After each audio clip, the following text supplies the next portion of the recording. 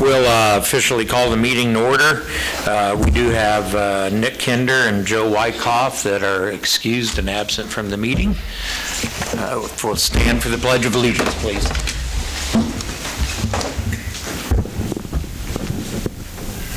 I pledge allegiance to the flag of the United States of America and to the republic for which it stands, one nation, under God, indivisible, with liberty and justice for all.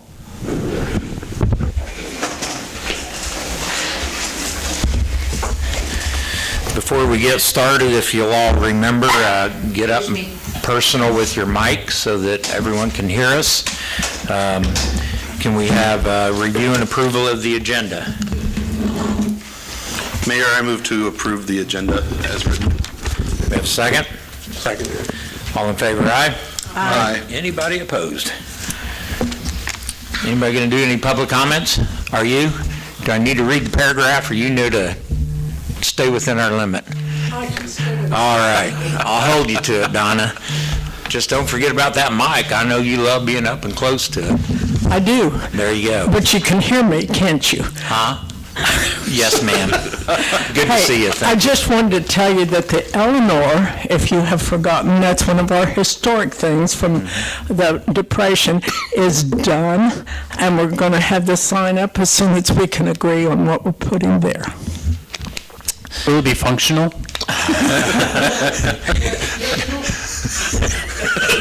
I'm passing that one.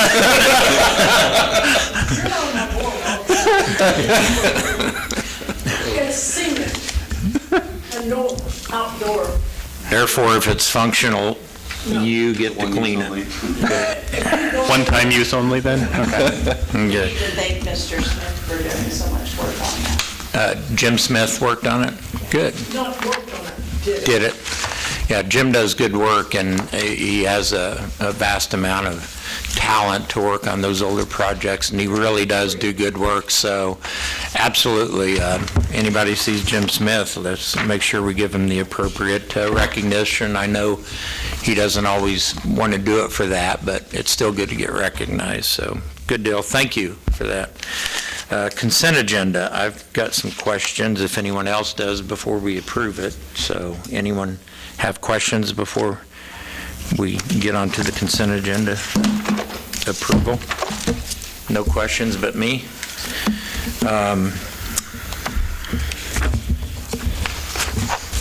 Page 1, A carve. Just curious, are we seeing more of an influx in strays, or curiosity, just wondering if we're getting many identified, or what's our ratio to taking strays in to strays getting picked back up? Pretty low? No, they do get picked up pretty regularly.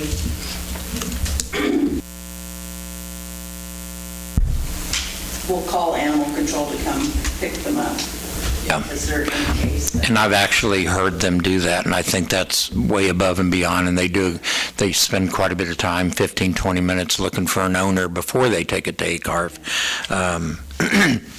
We, on that note with stray intake, I'm noting more and more feral cats in my area, and if no one really knew it, silently, Herschel Perry trapped a lot of cats and neutered, spayed, and if I'm not mistaken, he had a little door that they could go in and he would feed them and make sure they had food and water. But he was doing a service that spay and neuter. It was a catch and release of the feral cats. I've got like 3 that are visiting my backyard. I know at one time there was a grant. I know there's some others that have tried to catch and release after they spay and neuter, but didn't know if at some point, I mean, we don't want the city overrun with a bunch of cats again. Again? Yeah, there's been quite a few in and out of the, and I don't, personally, they're doing us a service if they're living in the storm systems, keeping rodents at bay and stuff like that. But pardon? But didn't know if they still had those grant programs for catch and release to try to keep the numbers more manageable.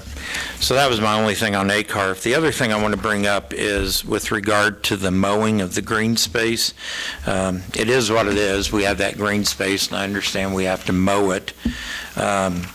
But we've had suggestions in the past on what to do with the green space, if we're going to mow it, if we're going to maintain it. And I know that under the EPA federal guidelines, we have limitations on what we can and can't do with that land due to the floods and the buyouts.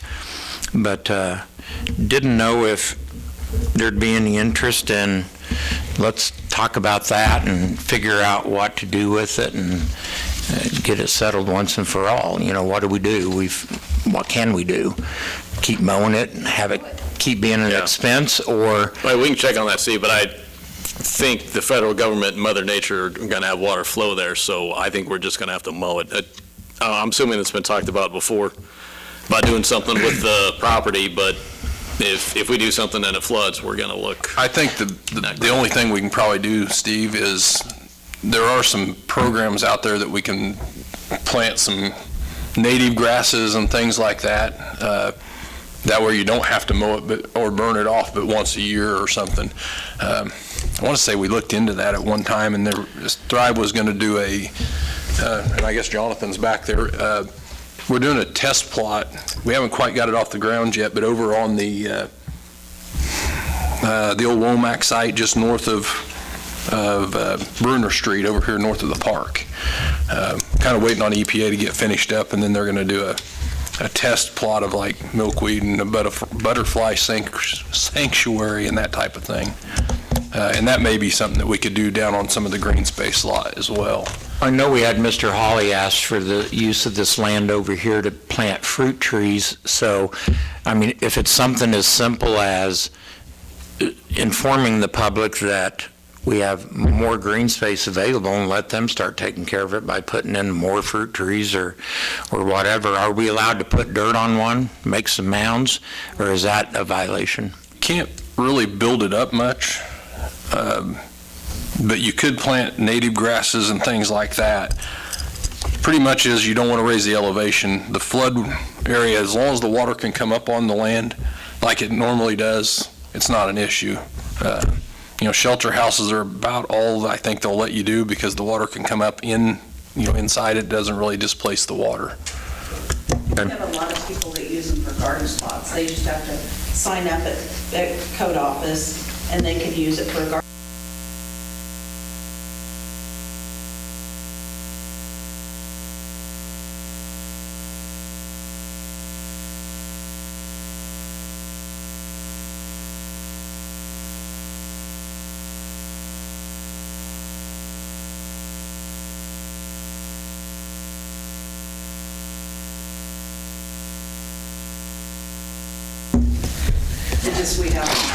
I knew we had a lot and didn't know if there's something we could do to kind of get the word out that they're available for what the city allows.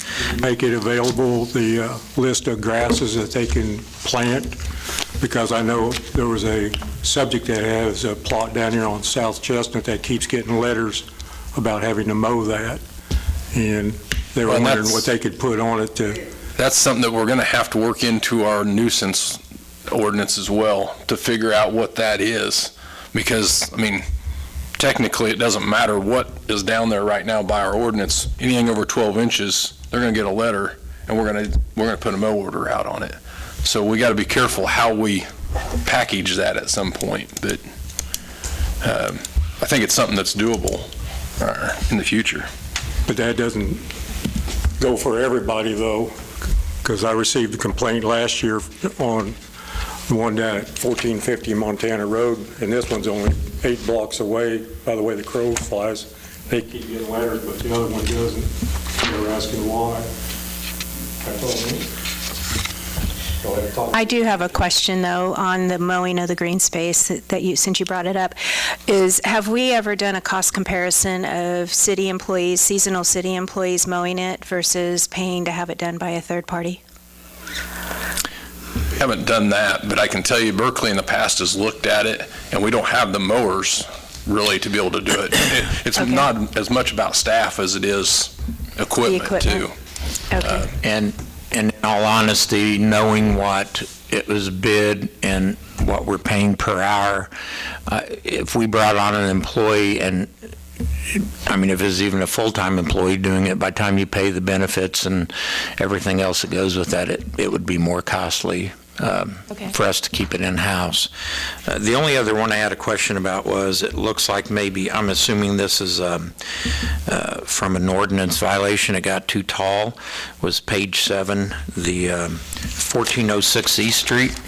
Isn't that lot that's being auctioned off next to the physicians, family physicians? Be close. Wondering why'd we get that one? It wouldn't be green space, it would just be, An ordinance violation? yeah, it'd be a weed notice violation. When somebody's got a sign out front, a real estate agent, if we could pay attention to that and get a hold of the listing agency, try to get them to take care of those so that we don't have to. It's just an idea to divert that to someone that's got the property listed because they want it to sell, they want it to look nice. Some of those could be taken off of us in that sense. Try to recoup some of our costs, just being due diligent to spending funds. But that's all I had. Anybody have any questions? Otherwise, can we get a motion to approve consent agenda? I make a motion, we approve the consent agenda. Favor? Aye. Aye. Opposed? Motion carries. Gas rate adjustment ordinance.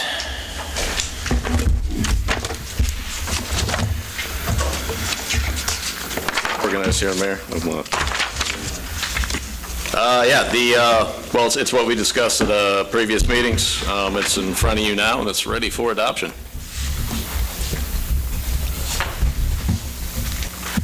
You know, the numbers haven't changed, and the amendments are right there in front of you. If there's any other further discussion, this is basically what we talked about in ordinance form. Anybody want to discuss it, or are we ready to make a motion? Make a motion to approve General Ordinance 3507, setting a new rate structure for natural gas customers and authorize the necessary signatures. A motion and a second, all in favor? Aye. Opposed? Motion carries. I know it's a tough one, guys, but it is what it is, and see where we go from here. Skate park. Mayor and council, this was brought up to me by the bike shop owner and then Council Member Lohman last week, so I put it on the agenda for discussion. The request is basically to allow bicycles on the skateboard park as well as skateboards. And I guess we're just looking for your input, and if you guys want us to do that, we'll change the signage. It's a nominal increase on their insurance that we're going to have to do over there. Haven't had any feedback from anybody else as far as the skateboard community or anything, but Corey, if I could chime in and give a little additional history from last summer. Matt Scahan contacted me wondering why the gate couldn't be opened wider so that he could get into it. His special needs son, Mason, has the stand-up walker assist, and Mason would love to get in there and go up and down the ramps, but they couldn't get in. So the city had put a chain on it so that it was wide enough to enter with a skateboard and a body, and that was it. Keep the bicycles out. Try to be safe for safety reasons. People wouldn't be running over each other is the concept idea. So after discussing the situation with Matt, it was agreed that we take the chain off and see what happens, see how everyone gets along and if everyone's respectful of each other. And I haven't heard anything from Matt other than Mason enjoyed it. He had a blast. I've been by there a few times, and I've seen bicycles in there, even though the rules say they're not supposed to. They go in there, they're already in there. I'm not aware of any calls of accidents where anybody's had to sweep in and take someone away, which an accident can happen on a skateboard as easy as it can a bike, and two skateboards can run into each other as easy as a skateboard and a bike. So that's just kind of the additional history with why the chain came off and how the bikes got in there. It's a monitoring nightmare, since, you know, we're not... The police and the park guys do, if they see a bunch of bicycles in there, they will ask them to remove them just because that's what the sign says. My only question is it going to make the park deteriorate faster with the bikes on there like that? I don't know. Kim, honestly, they're in there off and on now. I don't know that it's going to hurt it any more than... I did ask Debbie Tacklet, our insurance agent, also about the fence, because part of me wants to be able to take that fence down at some point and just put some bollards up around it, because it's hard to maintain the surface, and it needs to be something done with it, with that fence up. So in the future, there is no increase in our insurance, and our carrier said that it's not required. So it's something that we can look at in the future. Right now, I guess the biggest thing we'd like to see is a decision on whether or not we allow bikes. And, you know, if you do choose to do that, I'll need to let Debbie know so we can add that rider on our policy. I kind of have a question. If we leave the gate where it swings open all the way, but we leave the rules up that bicycles aren't allowed and a bike gets in there, do we need to go ahead and put the insurance on it in case somebody violates it just to protect ourselves? I mean, that's a legal question probably, but you know, that would be the only thing I question if we leave the gate as is to restrict. I know what, the sign's protection. I know it was a long discussion on the sign and the rules when we put that up, when the park went in. And I think Chuck Apt was our attorney back then, and gosh, it took us a while to get to that, and that's why the sign's so big with all the rules on it. But big sign for taking so long. Discussion? Council, what's your wish? You need to take the fence down. Why don't we just do it all at one time? I mean, well, we need a little bit of planning just to figure out how to put bollards up and things around it, because if we do open that up, it is right on the edge of a parking lot with no grass buffer or anything. You know, I've seen them in Emporia. Schnute's got one that has a pretty good sized grass area around it. And I think we need to think about that before we just open it up. I'll be honest, I would actually like to see the size of the skate park increase, because I think we have a fairly small one. I think it would be for the 10 months that the students are here from college, I think it would be heavily used by them. Because I've got kids all the time who are skateboarding and grinding on things on the campus that they shouldn't be grinding on. But I see more kids out there than I do down here. But I think that'd be just something for the future, is to see an increase in the skate park, and I don't see an issue with having bikes. I have 2 points I'd like to bring up. One is the fence, which is both good and bad. So it's kind of bad, so if you're running off, you have this fence to run into, and you can't just roll out your speed. The other thing is that the levee's right there, and so having that fence there between the levee and the skate parks kind of prevents kids from getting some really good speed going down the levee into the skate park ramps. So that, you know, I can see both sides of that issue. Right.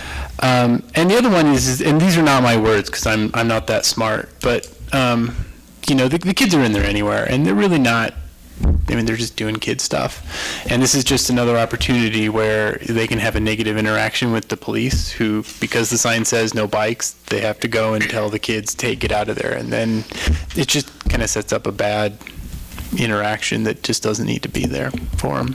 So I'm okay with allowing bicycles. I guess if at some point in the future, if we find that it's too congested to have both bikes and skateboards, we could turn it around. But I guess one advantage of having the fence is it would confine the activity so they're not spread out over the whole parking lot, limit the liability a little bit. I don't disagree with any of that, and I'm on the same page as Josiah. And we were just talking about all that extra green space we have. I don't know if it would be to be able to move it to where it's more isolated and safe. That's You'd why have I to was pave it, asking though, so about we can't mounting pave on dirt. those. If we Yeah. could make a dirt BMX. I would say that having it so crowded that we need to tell the bikes that they can't be in there anymore would be a good thing, and maybe that means that instead of, restricting it to one, maybe we need to expand it. I'm just going to throw that Yeah, out there. but we wouldn't have to necessarily raise it. We could, Have two. or you could dig the valleys and things like that. I don't know. I'm a girl and I don't skate. I am from Huntington Beach, California, but I wasn't grinding in places I shouldn't have been. So I don't know if we could. Thanks for turning that on me. That's the word. I don't know, just a thought. But I would like to recommend that we discuss opening the skate park to allow bicycles and provide staff with direction. I know we've already discussed it, but Well, I think if we're going to allow bicycles, we ought to change the sign, at least black out the thing that says no bicycles. Right. No, I agree, Carl. It needs, you define it, you tell us whether you want bikes or not, and we'll adjust the sign accordingly. Yeah, we'll take care of that part, yeah. Well, you want to, Do you want a motion? We need to have a motion on this if you wish to move forward. So if somebody wants, what's that? Yeah, somebody want to make a motion? I'll make a motion that we allow bicycles into the skate park. Second. All in favor, aye? I, Opposed? Thanks, guys. U.S. Highway 54 project discussion. All right. Mayor and council, this has been a project that's been ongoing that we've, honestly, for the years I've been here, we've needed to do something with 54 Highway. Back in September, we sent out an RFP for some preliminary design work and received proposals from 5 firms, interviewed 3, and we selected Burns & Mack to do that. That contract was taken on in October of 2019, and it was for $149,168. Included deliverables for preliminary strip map showing the corridor and anticipated improvements, as well as a study phase report that kind of looked at the traffic as well as some alignment issues that we have up First Street. Also, it was to deliver us a cost estimate at the time, and it did. Matt's actually got the report over there. It's rather large, and it did look at some soil boring or pavement borings that we had previously. That was presented to the council, I believe, in November of 20, and there was concern about overlay versus full depth restoration. And the council approved us to go a little deeper with the core borings and do more to get a better look at it from one end to the other with more borings. So we did that in December. We amended our contract with Burns & Mack. Basically, they were a pass-through as far as the borings with geotechnology, and they came in and did that extra borings for roughly $28,400. That's the report I actually put in your packet that you can see how good some of those cores are throughout that project.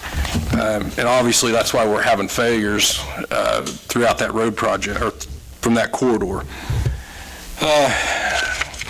Shortly after Matt came on board, Burns & Mack came back down and visited with us. I believe they came here to the council and talked about the borings as well and presented a summary of that back in the day. And then recently, Matt and I reached out to them again to try and get the ball rolling on this project again and try and figure out where we need to go. We visited with a couple on a Zoom call, and then we had some options for some KDOT funding. So we also enlisted KDOT on a Zoom meeting as well and got some history there. And right now, we're trying to figure out exactly where to go. The road needs to be redone. There's no doubt about that. Roughly with a $13 million cost in that. And In your packet, I put basically a history of the road that myself and Dan and Jason put together in the past. It kind of gives you a snapshot of a couple areas on that thing and what we've been facing with the dig outs and the spot digs that we've done.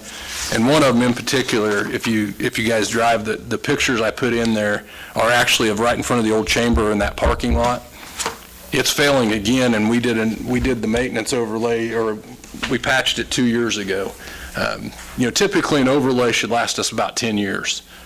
And we're not getting, if we get 5 years out of it, I'd be surprised in some of those areas. So it is definitely overdue. We also did, with Burns Mac, we also had a public meeting involved in that to kind of bring in the square as well, because that corridor we know is important to the businesses, and try and figure out how to keep traffic going and have some parking options as well. It seemed to be rather receptive as far as the ones that showed up. We had a pretty good showing, and it was during COVID as well. But anyway, in your packet, I put those 4 or 5 things, as well as the PowerPoint presentation that Mike and Maggie will present to you or go over. Any questions for me? If not, I'm going to turn it over to Mike Carroll and Maggie Dahl of Burns & Mac to kind of go over that's included in your packet, and it gives us a little bit of an avenue or a screenshot of what we might see in the future and where we're going to go, or hope to go. Nothing? Guys, the floor is yours.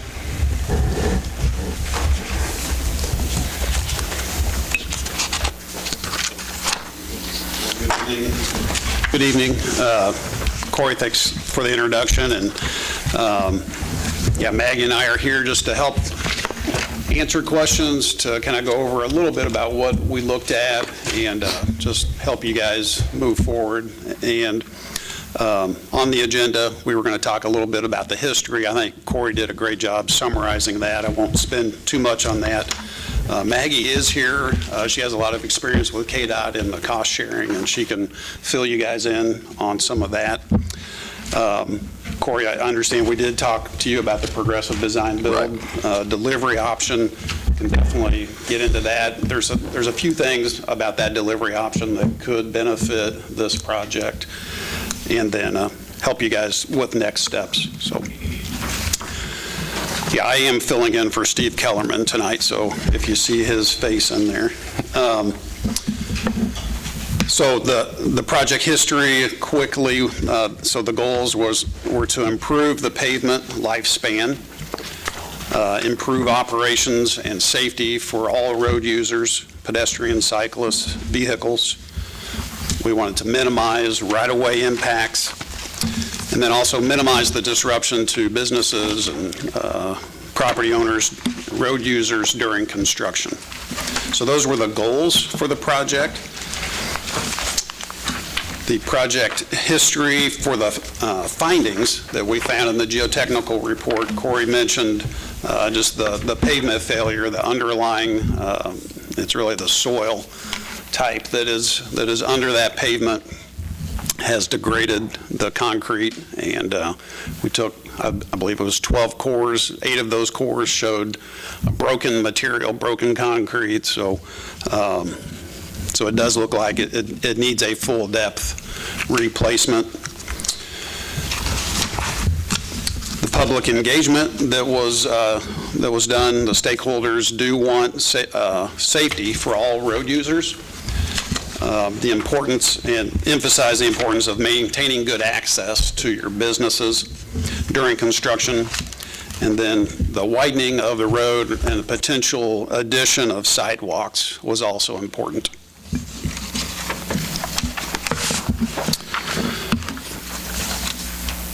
For the options for the section through there, we did look at just keeping the same typical section that's out there and replacing the pavement in kind.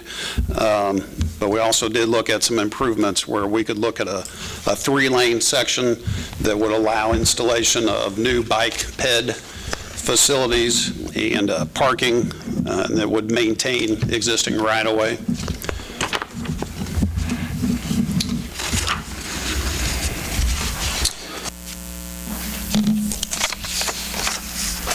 Aggie, you want to talk about some of the cost share options? Sure. Hello. When we started talking about where we might be able to find some assistance with funding, I was previously with KDOT, and I'm back at Burns and Mac, so had a little experience knowing what different programs would be available. One of KDOT's newer programs is called the Cost Share Program. It was developed really for these kinds of projects, so where communities could get some assistance and funding to kind of bring these things over the finish line and help get them done. They open up projects they do calls for projects 2 times a year. The next one's coming up in August is when they'll announce that call for projects, and then applications will be due, I think, sometime in September. They should announce projects by the end of October, probably. If everything kind of falls into place, funding potentially could be available for projects starting January of 23.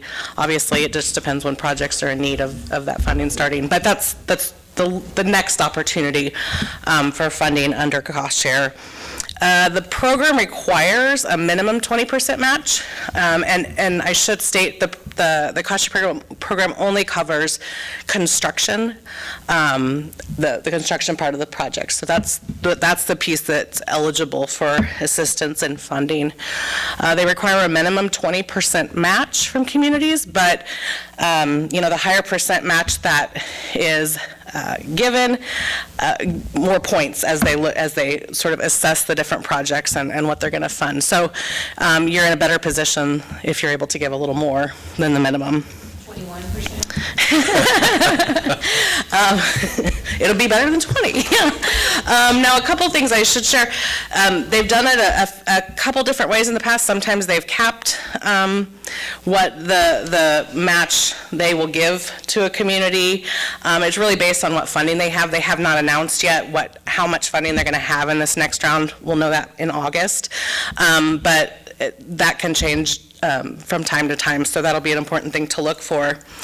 A couple things about this project.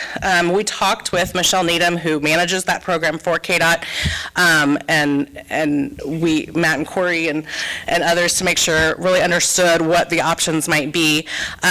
From my takeaway from this project, safety is a huge piece of how they make decisions on projects, and there's certainly a safety aspect, not just to vehicles, but pedestrian traffic, response times, those kinds of things. Like, there is definitely a safety element, so that works well in the favor. The other piece they really look at is public support, and they like to get letters of support to accompany applications, but they don't want just a generic letter that 100 people sign. They want really to hear specifically from different people's points of view about why the project is important. So that's a really big thing that they'll look for. They kept saying quality over quantity in terms of letters. So, thoughtful letters, a few of those is a lot better than 100 of the same letter. And so we also confirmed with Michelle that the input you received during your public input process as part of the preliminary design is certainly something that should be sent in if you do decide to apply, because that just helps build more support for the project. And then projects that have some design underway have had some level of investment from a community. They look favorably upon that because they see communities have skin in the game, and so that always helps. And then the district engineer for District 4, Wayne Goodmanson's aware of this project, and he will sit on the group that's helping make decisions and be able to advocate for it. So him knowing about it, being aware that it's a priority for a community, is also really helpful. So I think that's kind of summarizes the cost share opportunity that might be available if it's something. Do you have any idea at the last go-around what the maximum award was? So this last one, they did cap at $1 million, was the high amount that a project could ask for.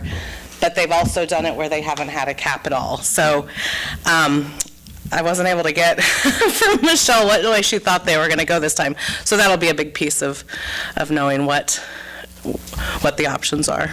She did allude to the fact that they're very competitive as well. So, yes. We'll probably get some funding, but it probably wouldn't be what we ask for, is my guess.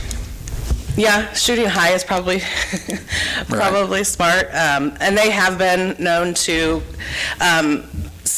say you ask for $1 million and they can't do $1 million. They would come back to a community and say, well, could you do 800,000? I mean, just talking round numbers. So it's not as if like you throw something over the fence and if it's not the right number, you're out. They've been good about negotiating with communities to sort of find what they might be able to do. I have a question. So those are state monies. So this is forgive me if this is a very ignorant question. It's a U.S. highway, which is a federal thing, right? Not state highway. So are there federal funds that we could pursue? So the cost share program is state funding, which actually typically has less requirements on how the process should work. Sometimes we've found, or communities have found, with federal money that it actually has increased costs or increased time. So just keeping that in mind, that sometimes the state money is actually more desirable in terms of what money you get for a project. I think I know there were conversations and there could be potentially some federal funding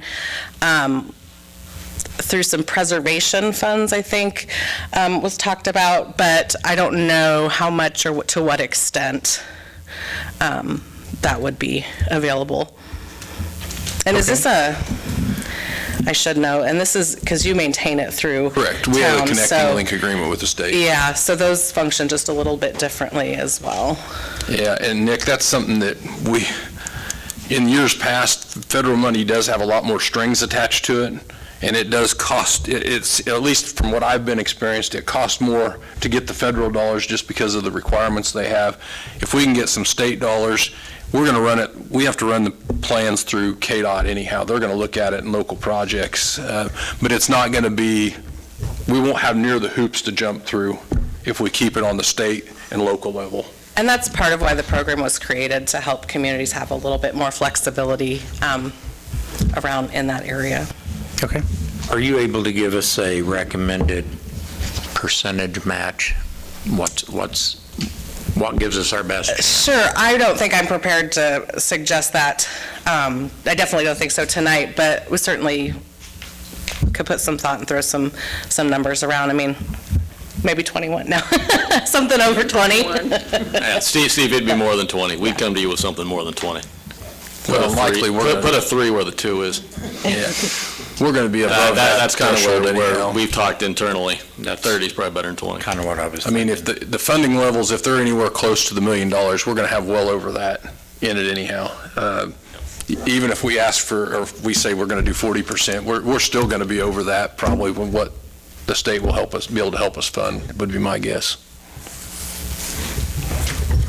I know Mike has a couple other, Mike has a couple more things to walk through, and I'll still be here if anything pops up in your head. Maybe I might just ask you a question. Does KDOT have funding that would help assist with the bike lanes, the pedestrian access? Sure, no, that's a really good question. So there is federal money, there is some state money, but it's mainly federal money, and it's through what they call their transportation enhancements or transportation alternatives program. Those are also extraordinarily popular and competitive. I think the last I remember, they were already out to having selected projects for 23. So it's going to be a little ways out there, but I can certainly, I mean, you've done them before, and I can. Yeah, we've done the MOPAC Trail. The first phase of it was a TA grant. And I believe the Prairie Spirit, when we first did that joint with Wildlife and Parks, it wasn't TA, it was whatever they had it before. It's been a number of different acronyms in the past that, once that funding mechanism runs out, they name it something different. But we've utilized those in the past. They've revamped their program just a touch in terms of how they do the application process, so you can actually have more of a conversation with staff in advance and kind of present a concept, and they'll give you some feedback on how viable it is, in regards to competition amongst others. So, yeah, it's another avenue that.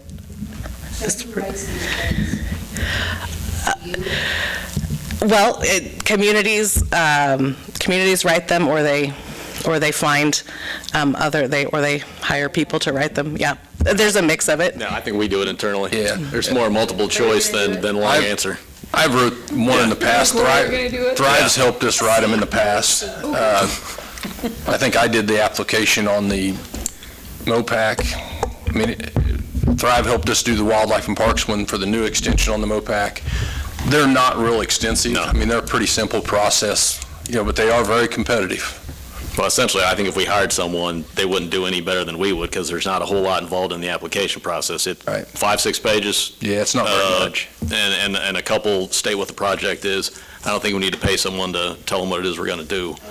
You can say, like, save-based grants are pages and pages and pages. Yeah, These are pretty straightforward. Yeah, it's not that. They've not tried that to at all. Yeah. make them not too burdensome. Right.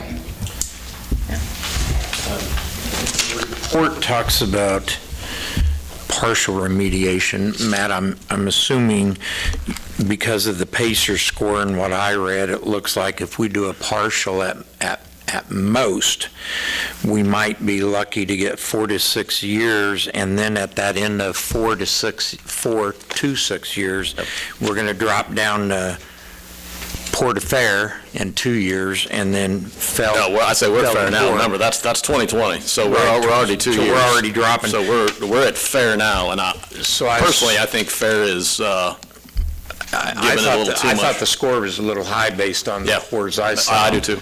So I'm assuming that your recommendation is going to be a full build. Build, none of base, the...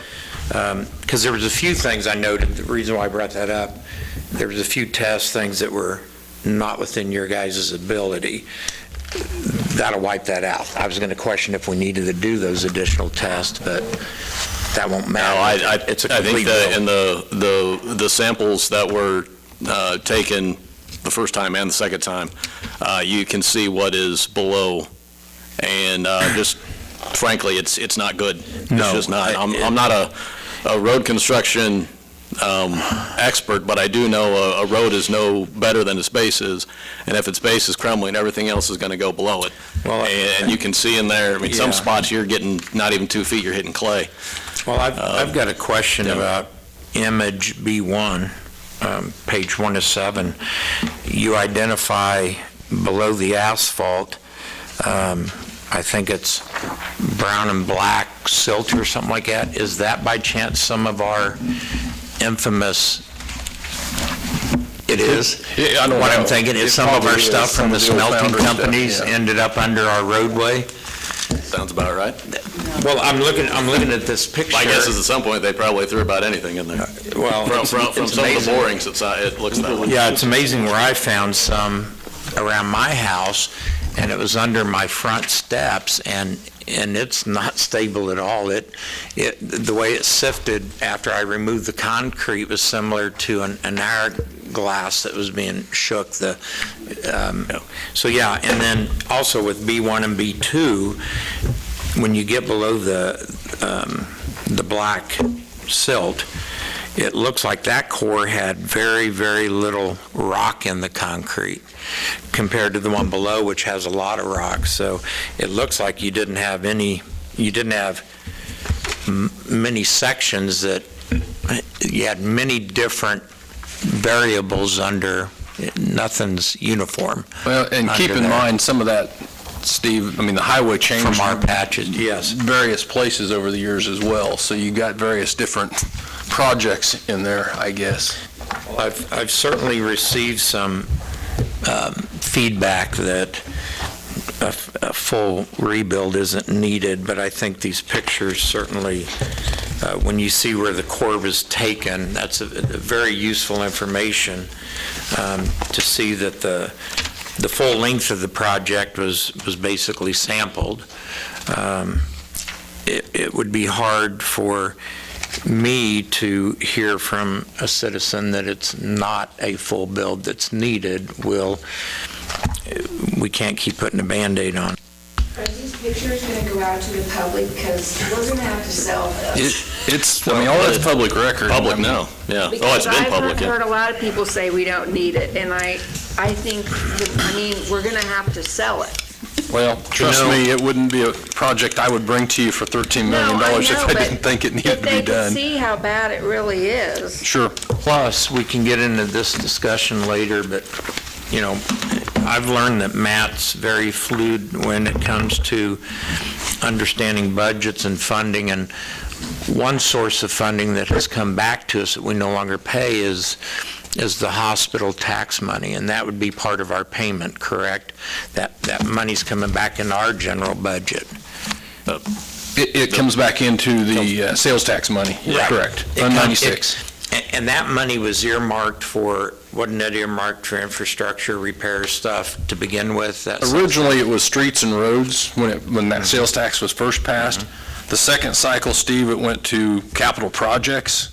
And the last few that it's been approved, it was capital projects. So it's been used for a multitude of different things over the years. So the thing I think we need to focus on is if we renew that sales tax and we earmark it for this project, the funding's already been paid to cover our cost on this after bonds are issued. Money is businesses that are worried about. Yes. Like what happened in Chanute when they lost a lot of businesses, or look at Eureka, that road was closed for. Well, and I mean, think that's the biggest where concern. we have to pay due diligence, and the design, rather than tearing up all of it at once, if they're going to do it in a progressive to leave parking, if business owners park a little farther away, it opens up a block around. We have public parking. We can do a better job of advertising our public parking that is behind some of the businesses on the square. But I think it is something that as leaders and as a community, and get out and have more public meetings, because it's not just the businesses. We have a lot of residences that back up onto 54 to get out of their homes. Elderly people that can't. So we have to make sure that we hold public meetings and inform people. Hey, Steve, the last piece of this, I don't want to hold Mike up. Sure. Is the mechanism of how they design it, and this progressive design build. I'll let Mike explain it, but this is another option or an alternative that may help some of that in the downtown area, and how we phase that and build it. Was that in the first part of the report? It's in their slides, Steve. It'd be the last couple pages of their slides. And I remember looking at it. It's right after the cost share. Right. If you want to go ahead and explain that, Mike, that'd be great. So progressive design build is just a type of project delivery, and what it does is it unites the design and the construction together, basically compressing your schedule, working with a contractor to come up with the best ideas, the innovation, working with the owner to get the right input. It's all collaborative, and I'd say that's one of the best benefits of it. Where you have an engineer on a traditional project where an engineer develops a set of plans, puts a bid package together, a contractor then bids that. You really don't get that interaction, and you don't come up necessarily with the best options and ideas. The other good thing about progressive design build is it's the quickest delivery mechanism to start construction. And starting construction now saves you maintenance on that road.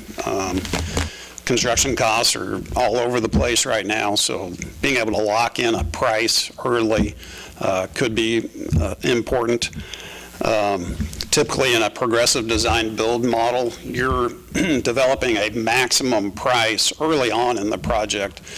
Typically about a 50 to 60% of your design would be complete, enough to get a good understanding of the cost, and that can be beneficial for identifying your cost match.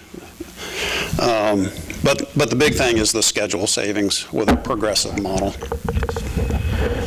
What's been for the cities or anybody else who's doing this, and they use the progressive design, what's been the average cost savings that they've seen compared to the traditional?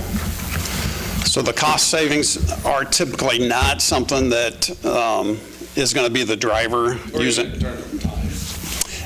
Yeah, so I think that's the important thing to recognize, that time is money. So as far as, well, one of the benefits you get out of any type of design, build, delivery is the innovation, the partnership, working with a contractor to come up with the best ideas. And that, I mean, it's hard for me to put a number to that, but that's where savings can come through that innovation.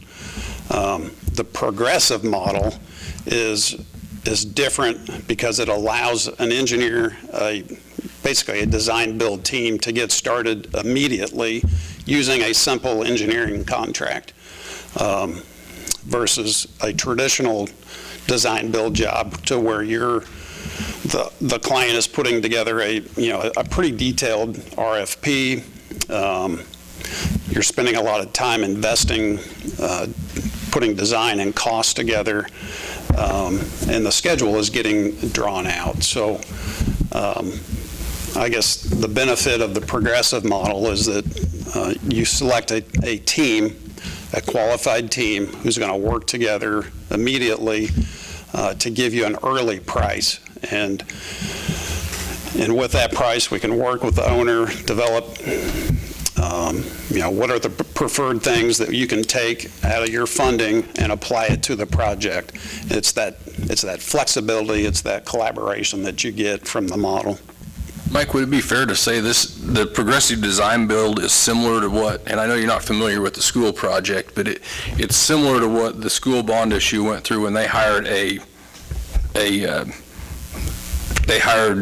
company that's doing the build out there, and they're like the project manager, but yet they bid on the project. They can bid on subsections of that project to help speed things up. Correct. That's very common in the vertical realm. I'd say it's somewhat new to transportation-related projects, but it's something that's been going on in schools and hospitals for a long time. So yeah, there's definitely benefits to it. I would say overall, the costs are probably not any different than what you would get in another project.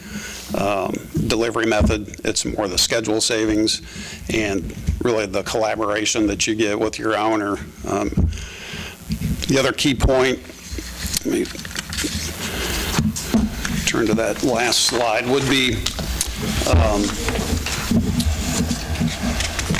the simple start of the project. I think I mentioned the owner would issue an RFP. It'd be a simple RFP letter. You would get submittals from a design build team based on qualifications, and then that team would work together to get an early guaranteed max price. And at that point, the owner has the flexibility to move forward with the project. You could go ahead and bid that out conventionally if you thought you could get a better price on the market, or you could stop. I mean, so that's, again, there's flexibility in this model. I guess, I don't know if I did a good enough job of explaining that, but be glad to answer any questions if I could. Mike, would you talk in general terms on the phases of design? We're still in the preliminary stage. What are the basic timeframes for getting up to a final design? And also, have you noticed any changes at this point in your estimates of the project cost based on, say, price changes in the last year? So good question on prices. We're seeing 20 to 30% increase in prices over the last 6 months. Yeah, I don't remember when those numbers were given to you, but it's been over a year. So those November of 21. Yeah, there's going to be some inflation on those. But I can certainly get with our team. So are we at the preliminary design stage? I would say that was more of a conceptual. Conceptual, we're still in the conceptual design. Yep. And what is the normal time frame to get to the preliminary design? I would say for this project, really making sure you get the public involvement and have time for that.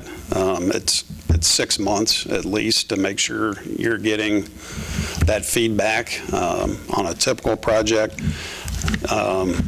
If you feel like you have that information, then I'd say things could move quicker. I don't know if Steve and Ronnie had a schedule in their submittal originally. But, I'd have to look at the... From a design standpoint, I would say this job is not that difficult. The traffic phasing, coming up with those schemes is what's going to be challenging. The actual design plans, probably not too difficult. So I'm just guessing a 3-month time frame for a preliminary set of plans to give you a better idea of cost.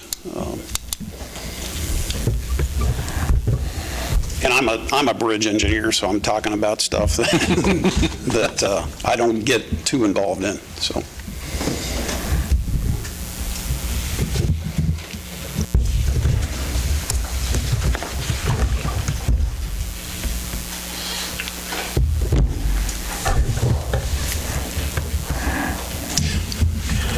I think the last thing was just talking about next steps and seeing if there's anything we could do to assist you any further. If you need more information, like if you'd like an updated cost estimate, I'm sure we could look at what numbers have been going through recently and provide that. Well, I guess my questions are more in the realm of total cost and how we fund the project, and then once we figure out some funding mechanisms, then figuring out a phasing based on the sections of the roadway that are the most critical and which ones are failing the quickest. I think that we do have a need, but it's a matter of, I'm still thinking about our water plant that was built and did not really have a mechanism for funding the project. And we're at a stage where we've got this big elephant that seems to me like it's coming at me, and it's like, I don't know what to do with this big elephant. The cost is more than we have available to fund a project like this. So I'm trying to figure out how could we stage this, how could we bite off a little chunk at a time and still address the most critical issues.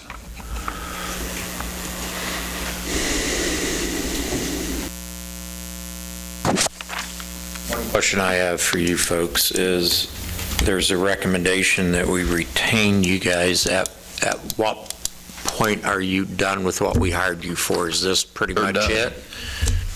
We're done with your services at this point? Okay. Yeah, we paid them in full. They're just down here trying to give us options at this point. We have no contract with Burns & Mac at this point. Okay. So is a bond, is that the option? I mean, Yeah. is that how we pay for it? Yeah. Yeah, it will The be. road's not going to get any better. Yeah, and we don't have 13 million laying around. Plus the use of that sales tax that we talked about early on? Right. I'm roughly this year, Joel, I shouldn't say we have budgeted roughly $1 million exactly $1 million for design work this year on this project out of that major street fund. The capital improvement fund, or the Fund 96, the sales tax, we always transfer, $350,000 to $500,000 a year into that other fund to help support this project. We're never going to get to that 13 million, but we can get it to a good amount, and then hopefully make that bond payment with the sales tax money in some form or fashion. And hope for a 21% match? Right. Kind of following your lead, if we don't have any more questions for them, can we cut them loose, and then you need guidance from us, pretty much is what you need, isn't it? So, anybody have any more questions for Mike and Maggie? If not, we certainly thank you for the report. It's actually an interesting read. Some of it I don't get, but Getting the money, get Jason to give us his thought. Good idea. I hate to see him waste I his forgot that evening. Jason was Yeah, here tonight. I hate to see him waste his Come on evening. up, Jason. just want to make sure we're not holding them up. So thanks for coming down. Appreciate Thank your you. taking time this evening to meet with us. I was actually on the geotech when they were drilling. We was doing the sign work for them. I'll get with Stephen. And I was there on every corner of the road, and it was, Mike? but I was there on every core hole we tested, and the road, you can tell which part of the roads were bad. Doesn't mean, like I said, funding's gonna be hard, but So have we put much thought into, I'm sure we have, but since I'm really new here and didn't go through this in 20 or 21, on diverting traffic and being able to keep our downtown businesses thriving and going? I mean, we have several eateries plus salons and, Retail. and several retail, yeah. Joel, to answer that question, we did, that was part of the public engagement portion that we had originally with Burns and Mac. We had a few of the businesses, not all of them, but we did have a handful of them down there. And, that will be taken care of in the design phase. They know, well, at least Burns and Mac or any engineer is going to know that, hey, from probably Cottonwood, maybe down to Sycamore, all the way to McDonald's, is going to be a primary area that we should focus on and figure out how can we do it the quickest and get our traffic back on it, or actually parking back on it, because parking is going to be the big issue. It's not going to be that they can't get to the building. Yeah, but then, there's things that we can't control, weather. Right. And Eureka, a lot of that was weather.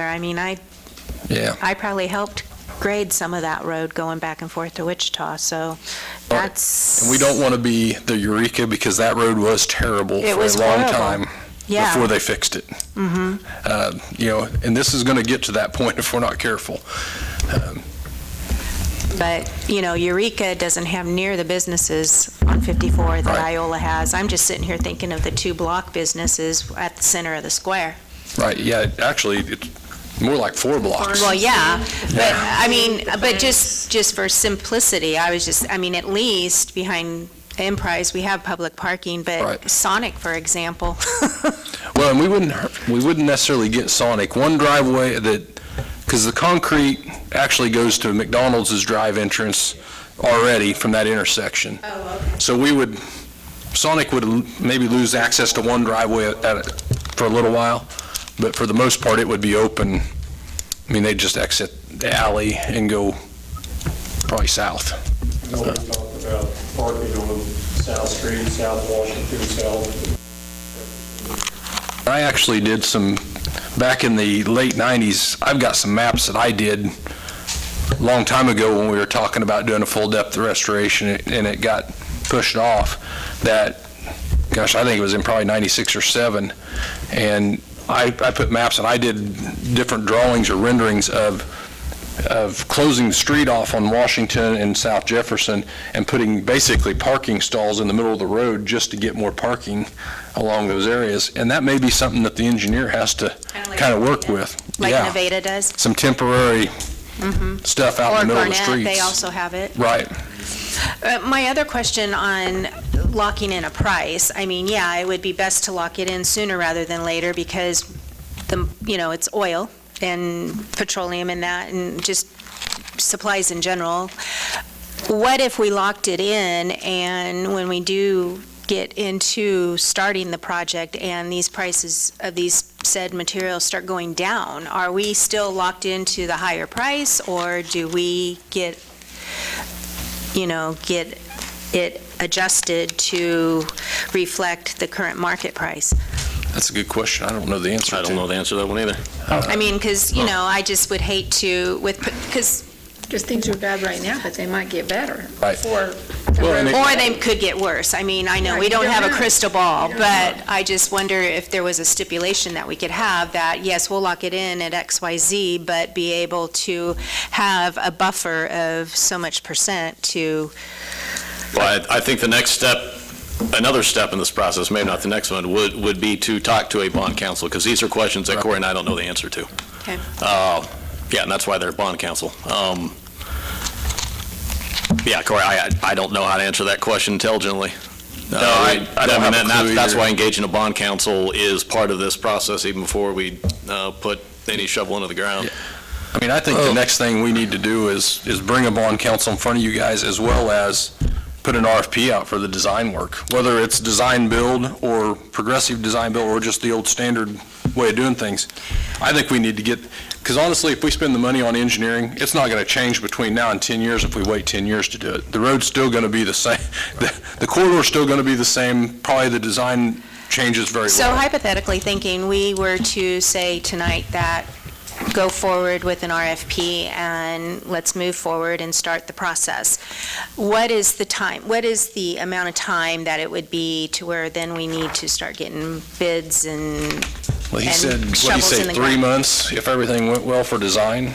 But then he said Yeah. something about 6 months for public engagement. So are we looking at 6 to 12 months before shovels are in the ground? Or Yeah. Oh, Yeah. shovels in the least. ground, it might be years. Yeah, I was going to say, it's probably 2 years. I think you're Yeah. 2 years out before you ever see shovels in the ground. Okay, Or- so that's a little bit more time that we can Right, oh yeah. sock away our pig. There's going to be a lot of public engagement between the time the design's done and before the bids come in, because there's going to be a lot of work on Jason and my part just to go out and talk to landowners, get some temporary easements. The preliminary design, the 3 versus the 4-lane layout, does give us a little benefit. If we go to that 3-lane layout, it allows us not to really change that easement corridor, but it allows us to use that essentially 1 lane for sidewalks and retention, or the walls, because some of that elevations are bad. So there's a lot of work that goes on between the time we get an engineer on staff and then, yeah, I'd say you're 2 years, So then year and a that- half to 2 years. So then that gives us plenty of time too, because at one point she was saying for the bike lanes and things like that, that being more federal, they were already out into 2023. So we could be awarded possibly in '24, and that might be when we're should be hopefully ready. I would be very leery of using federal dollars on the project. Just my 2 cents. I think state dollars are good. Uh-huh. It gives us and the state more flexibility. Okay. You know, some of it doesn't throw us into that Davis-Bacon Act stuff on the project and all those regulations the feds have that we don't, So the feds kind of muddy the waters quite a bit more. a lot. Okay.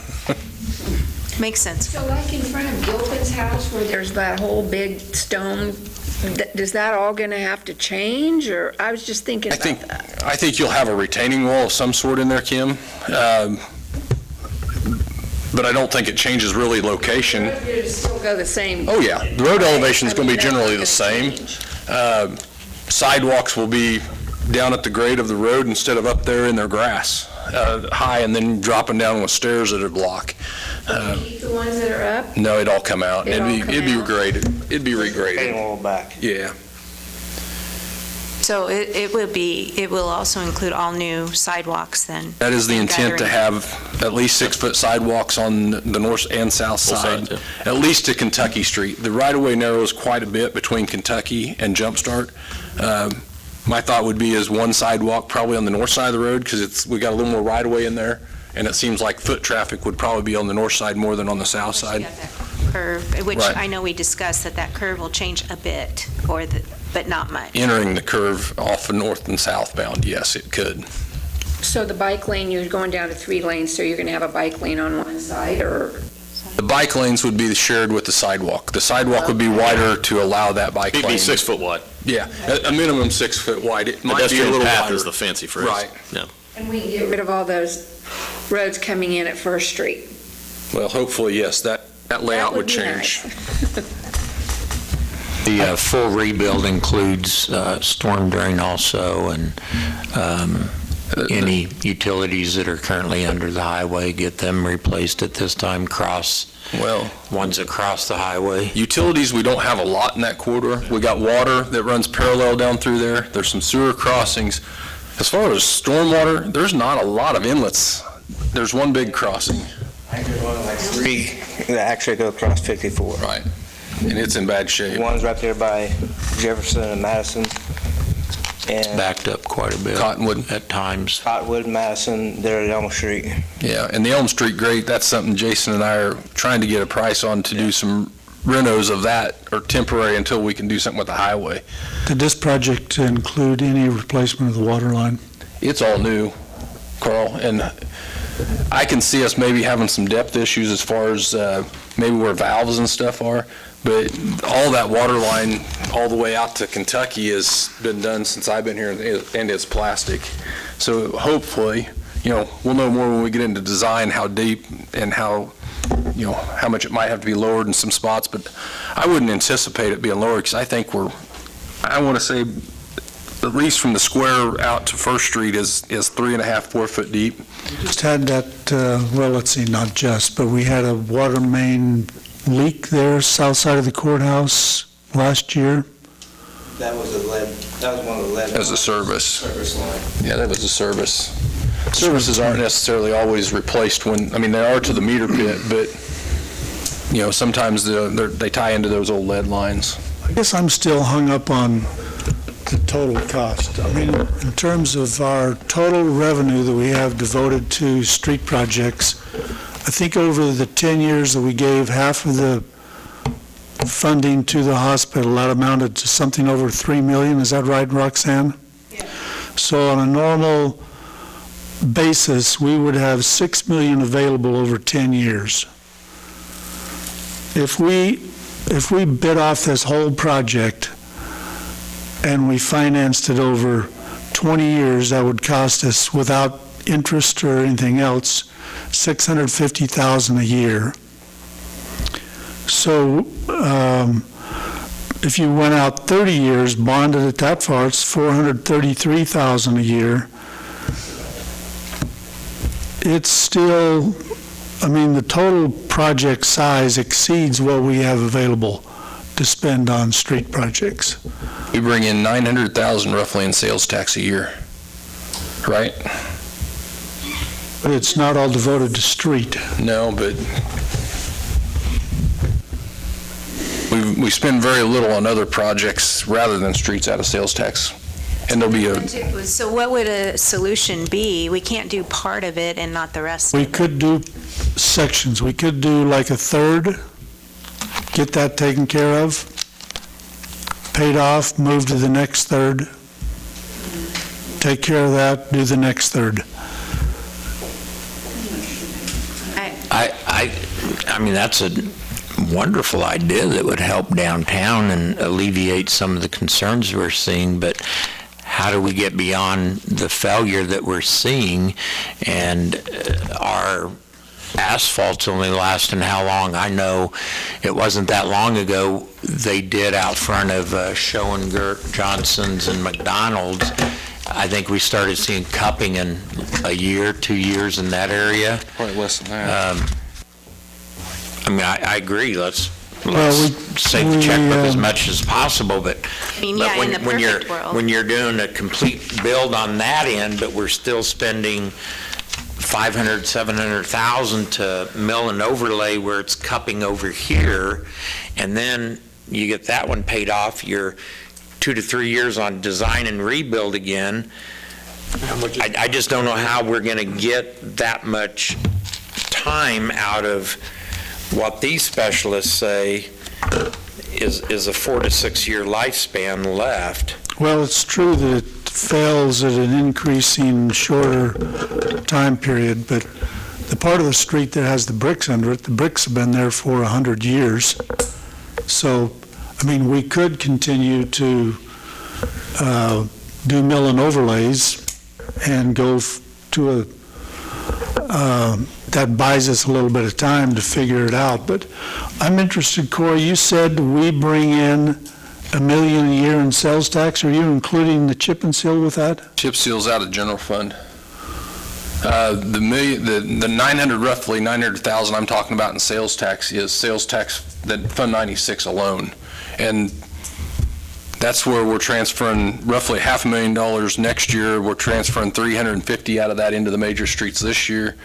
I mean, if it brings in 900,000 over the next couple of years, your bond payment's 600, that leaves you 300,000 over the course of the period to use on other projects. Of course, then you wouldn't have any funding left for anything else that needs to be done in the city, so you'd be devoting it all to the one project? No, I think you have 300,000 to divvy out for other projects, roughly, if your payment's 600, if your numbers are correct, and honestly, we need to bring bond counsel in, Carl, to figure that out, but. Well, you're the one I think has the greatest background information on this, so I've forgotten everything I ever learned about it. So tell me what your plan is for financing it. Well, I don't know what my plan is until I hear bond counsel come in and tell me what it's going to cost. Well, I'm sure bond counsel will tell us, yeah, we can bond this. And honestly, we should have brought them in a year and a half ago at the interest rates they were lower, and we should have bonded, in my opinion, we should have bonded it then at them lower rates and went ahead and started paying our payments, whether the project went now or 5 years from now, it would have saved us some money. But we're in the situation we're at now. Yeah, so I'm still, I guess I'm thinking that we didn't have 900,000 available every year for Isn't that what it brings in, Roxanne? It's close. It used to bring in about 700 and some thousand, but the last couple of years, or last year, it brought in over 900. So it's doing well. I mean, and then honestly, that was the fund that was dedicated when the sales tax was first approved, was for streets and roads. That's how we did Cottonwood. That's how we did Lincoln. A number of those projects over the years. I guess before I would bring in bond counsel, I'd like to see a little better detail of the funding that we have available. What's a bond counsel? I need to know what that is first. Well, accountants. Bond counsel, the ones we're going to go to, it's going to issue us $13 million in bonds, so Where do they come from, these people? Right. Gilmore Bell. There's a couple of them out there that. Yeah, Gilmore Bell is the main one. But here's the way I see it. Funding needs to be part of the discussion, but it doesn't need to be the full part of the discussion right now. We don't know what our next step is. Right now, we're talking about money, and we don't even know if we have a project going yet. For us, I think staff needs to be told if you guys want to move forward with this next step, and then Corey and I can talk money after that. Obviously, we have talked money, but we don't know if we're moving forward with this project yet. And I think that's the direction we need from you all tonight. We need a straight up yes or no if we're going to move forward.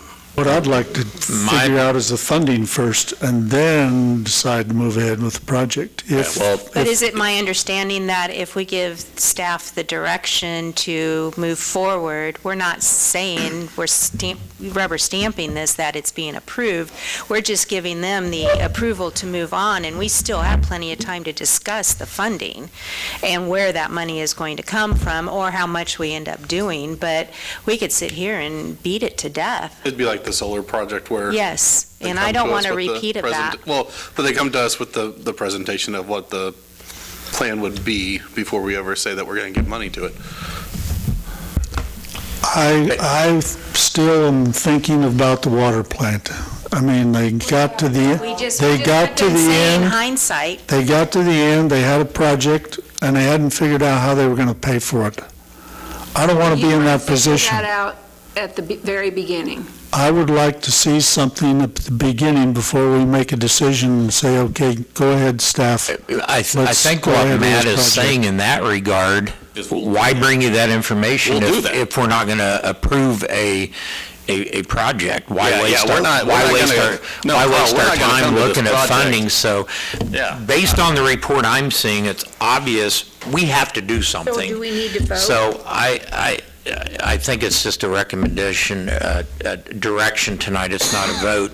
I think we have to rely on what the experts are telling us, that this was needed years ago. I agree that we need to be concerned about funding. I hear you about the concerns with the water department, but I think we can move forward with the idea that we need to do it, and part of that process of moving forward can include come back with funding ideas. So it would be my recommendation that we give direction to, let's move forward, let's start looking at this. We can't keep shutting our eyes like it isn't there. What is the best avenue? During our discussion, Carl, what is the best approach? Is it 1/3 at a time? All of that can be part of the discussion, but I think tonight we need to decide as a council direction, do we agree that this needs to be done based on what those that are smarter than us, and, does it need to be done? General consensus, it needs to be done? I vote for that. So that would be my suggestion, that we move forward and it includes where the funding's coming from. One question, Steve, with that is the $1 million we have allocated for this year. So that's, in my mind, what you're telling me, if that's where we're moving forward, is we would get an RFP together for design. I mean, I think at the most, we're planning on design. I think we have to, because if we pay for that, we're not committed to anything else at that point. We can still talk later the bigger funding issues. That's still one of my reservations. We've got that $1 million in the budget, but we're short $1 million in the budget. It's not the general fund. That is in major street projects. That $1 million is sitting in major streets, not in the general fund. For this specific For this specific project. For next year, This year. this year. Yeah, it was put in last year's budget. How much did we spend for Burns and Mac to do all of this, and then we're just going Well, to I mean, flush it down Roughly the toilet? 170,000 is what we've got into. 150,000 plus the other. Right, 177, I think it was. I mean, I feel, in my opinion, I feel that if we can't at least do our due diligence to start moving forward with some of the recommendations, we just blew 150 grand.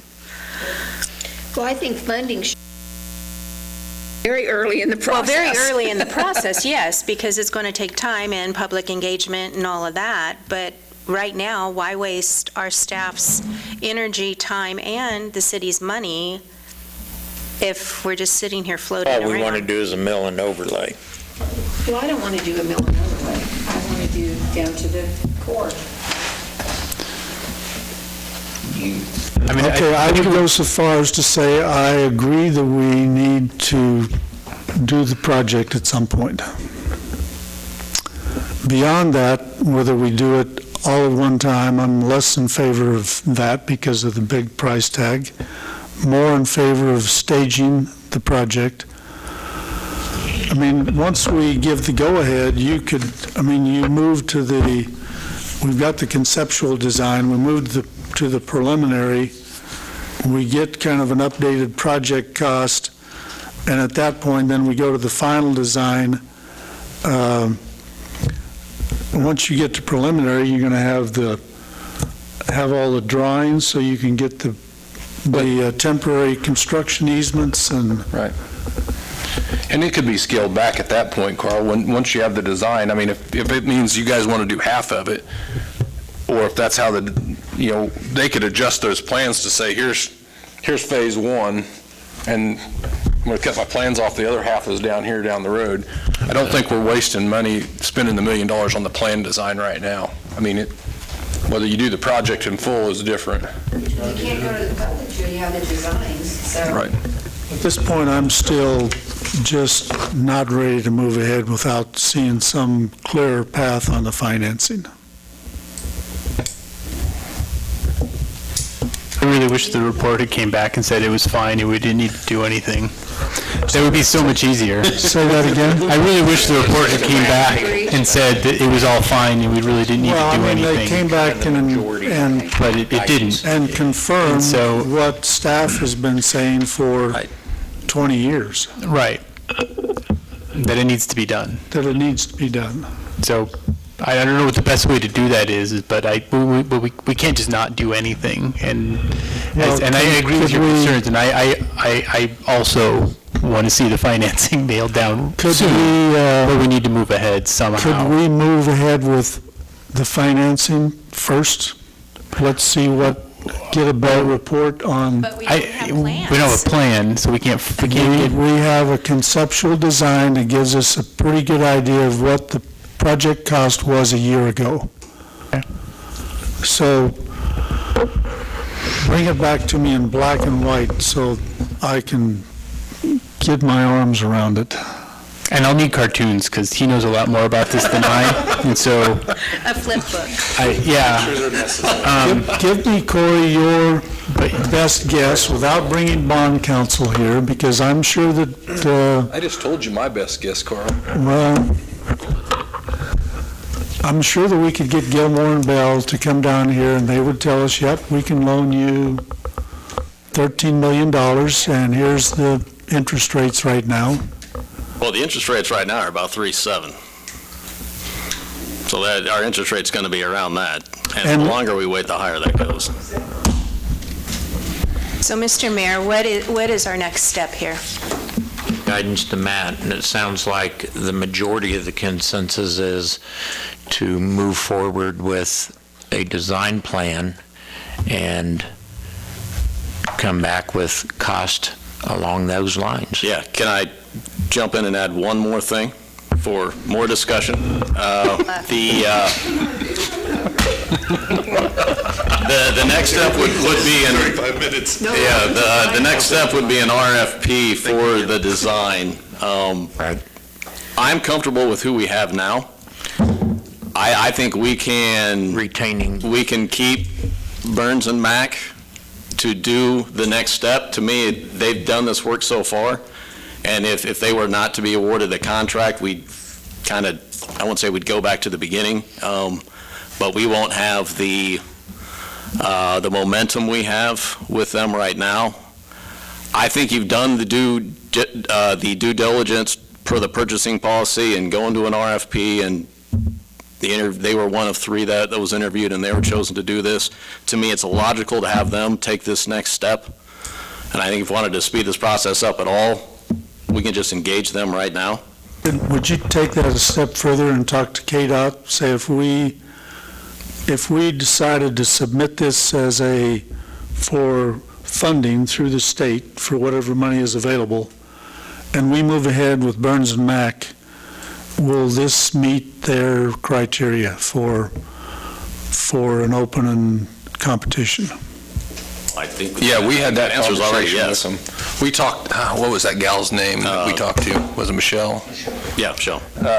She's actually the director of that part of KDOT over the funding, Carl, and they told us it would be eligible. It's just a matter of how competitive you can make it, and honestly getting letters of So it support. would be eligible, but did she confirm that we wouldn't have to go out for bid again on the engineering firm?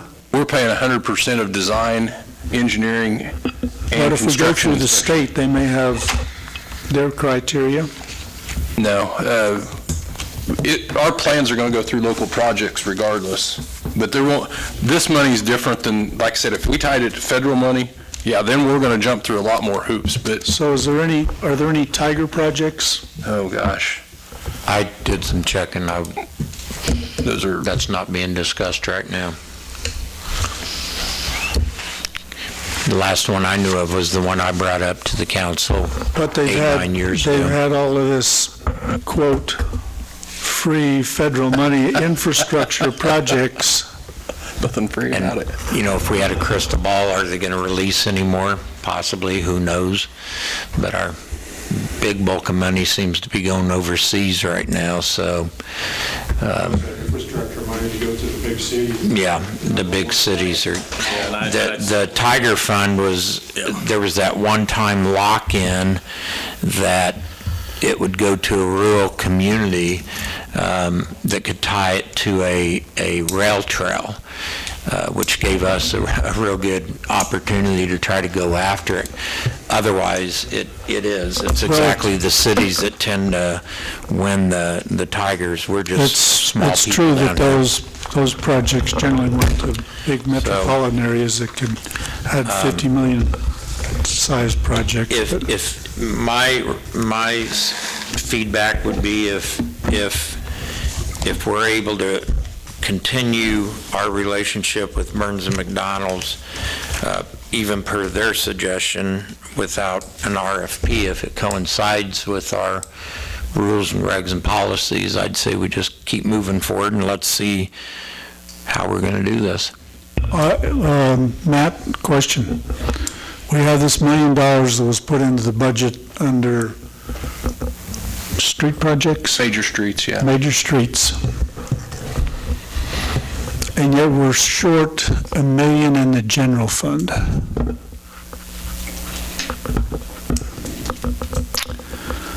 So is there some way we could go, well, obvious we could amend the budget and make some adjustments there, but I guess I'm still hung up on the overall cost of this, because we haven't figured out a way to deal with that $1 million shortfall in the budget this year. Okay, hold on. We don't have $1 million shortfall in the budget this year.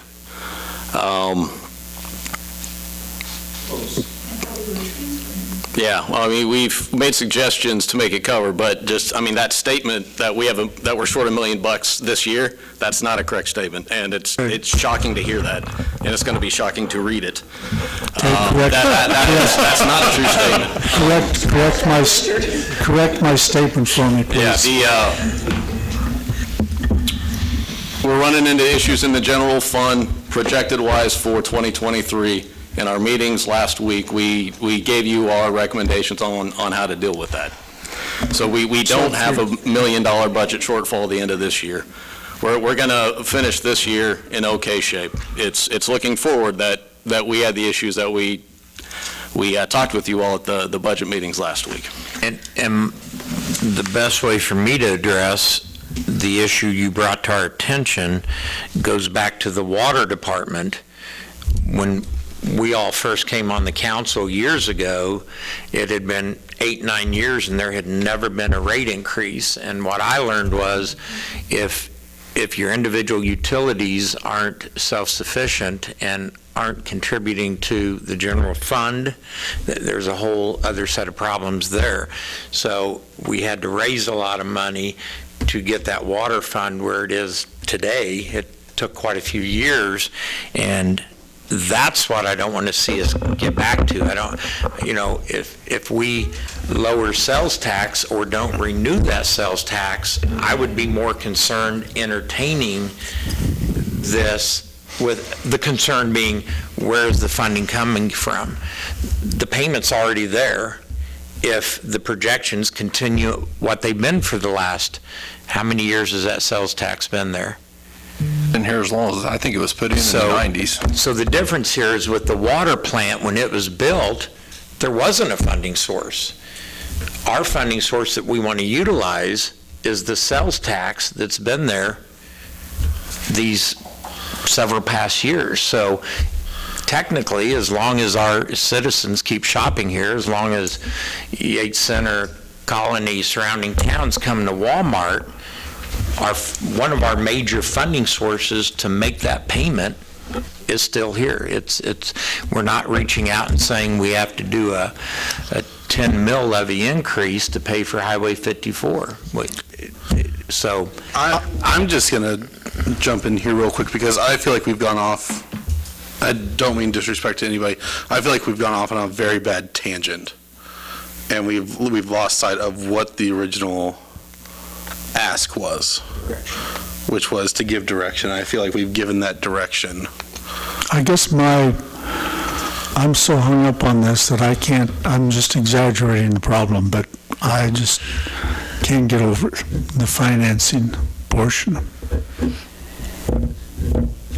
But once we give our staff the direction to move forward to the next step, we expect them to come to us with the financing issues, questions, concerns, and to solve that, to give us direction on how to solve that. But we can't move forward until we tell them to move forward. It's everybody's concern. It's everyone's concern. We want to make sure we can afford it before we do it, but we got to know what we're doing first. Matt and Corey, do you feel, I know it's mixed comments, but do you feel that the direction is sufficient enough with the voices you've heard? Yeah, I guess the next step in direction I'm looking for is if you're all good with staying with Burns and Mac. Okay. I think this ought to be put on the agenda instead of a discussion item as an agenda for a vote at the next meeting. Vote for what? Stay Moving Burns and forward, McDonald, or? We're voting to move ahead with the project. I'm okay with that. Say, you can do that vote now if you want to. Okay, let's vote. We beat a dead horse here now. I would like to move that the council give the staff the recommendation to move forward on the Highway 54 project. Can we incorporate Burns and Mac into that as well? That's what he needs to know, yes. Okay. And to also maintain Burns and Mac as far as our consultants on the project? Second. Favor, aye? Aye. Opposed? Motion carries. Did you have anything else for us? Donna, did you still want to make a comment? Make sure you speak clearly in the mic. I will speak clearly. Thank you. Question. I've been here 57 years, and I do not remember 54 Highway ever being done from scratch. We've overlaid it twice since I've been here. That's what I Donna, but mean. I've seen that.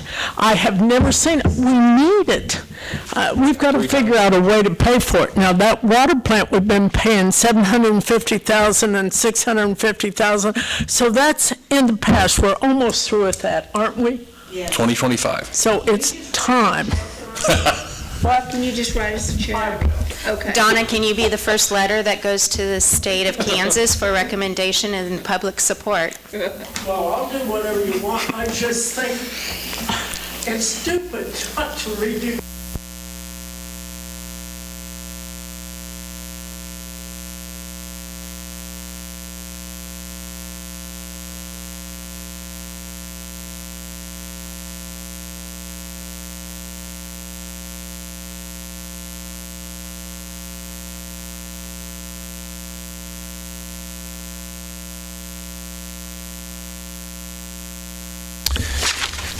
Jonathan, did you have anything for us on this? No comments? Okay.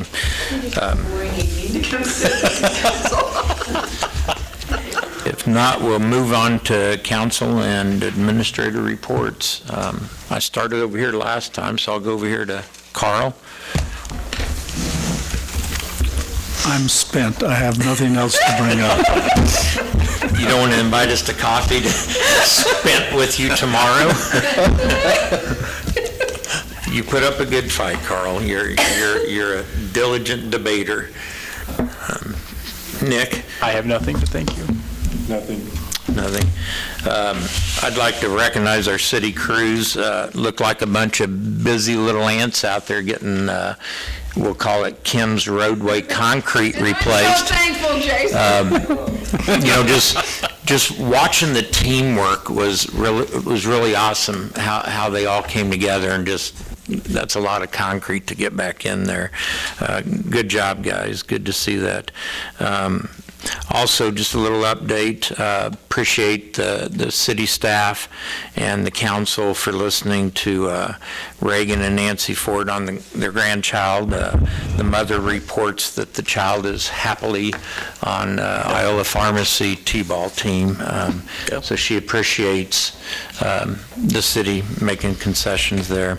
The only other question I have, and I know you're going to have a lot of chip out and loose stuff, but when we do another busy road like Washington, where it has to set almost a year, would it be any feasibility to lay down some of that dust control emulsion? Would that help at all? Because when vehicles pounded along there, it did stir up a lot of dust, and I didn't know if that could be thrown on top of it to kind of help us out, control some of the dust from businesses and neighbors. Right after a year. Yeah. What? Could just close the road for a year. Well, I don't care. I'd use the alley. I don't care if you close it. Steve, we actually, on State Street, we did something similar to that, but when we did the water line there, we put flowable fill concrete in right after the project was done to get traffic back on it faster, rather than have rock just because of the high traffic. A little more expensive on a project, but, and that's really not typical of a water line project. Typically, they're up against the gutter line, and you don't have the wheel pattern in it. Something to just think about if we do another road where there's a lot of businesses and it's causing a big issue. If there's something we can do to kind of control the dust, it'd be nice to look at that. Well, the restaurant sometimes had their door open a lot, and they kind of let the kitchen stay open to air out and cool it down. Josiah? Well, I'm not going to try to pronounce her name, but I'll get the others. Robbie Dressler and Brian Cochran, just congratulations on their anniversaries. And then Dana, that's a man. Oh, I apologize. I really do apologize. But I'm not going to try to say that last name because I know what it feels like to have your. Okay, thank you. But that's a long time to be at one place. Another thing that I had is that I've had people come to me about mowing for entities, whether it be business or homeowners that get the mowing citation or what have you. Is there anything done like to make, or just increased, I guess, watching to make sure it doesn't happen again, like repeat offenders throughout the time, or?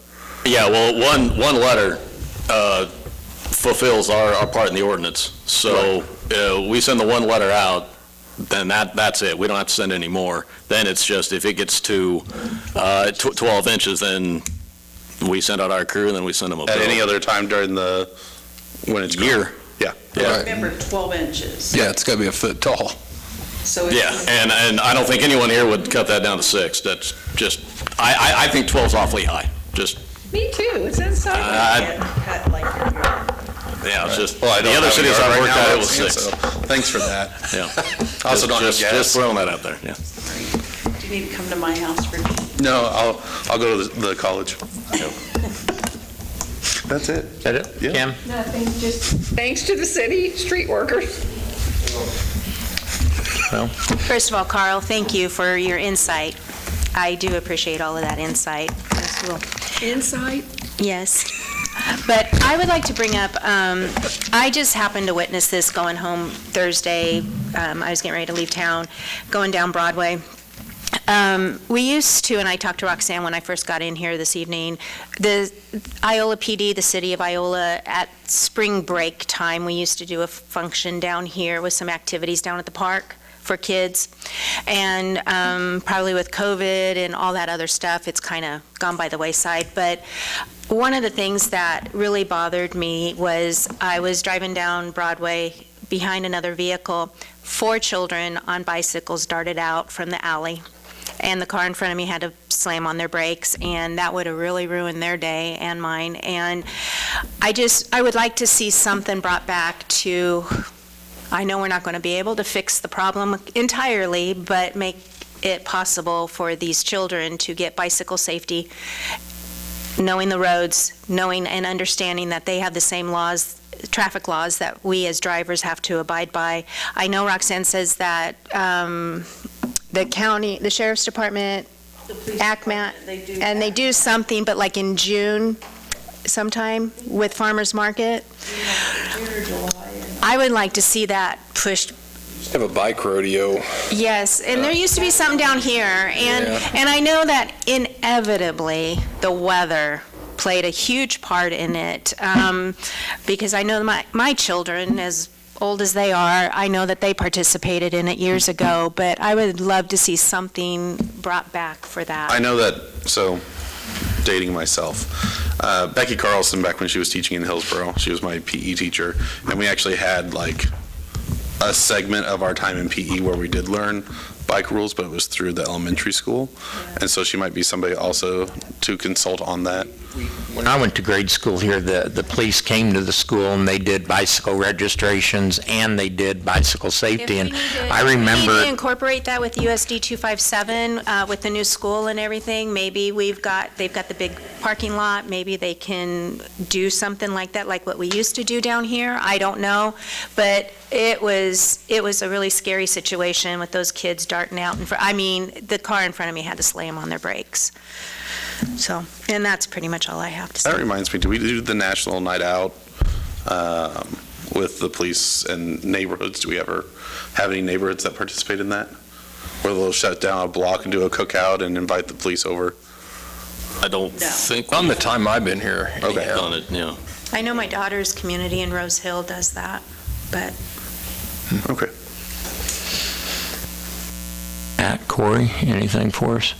Well, we, talking about city employees, just, the Iola baseball team's in the state tournament, coached by a city employee. That just popped into my head. And reading the article, we have a handful of track athletes going to state.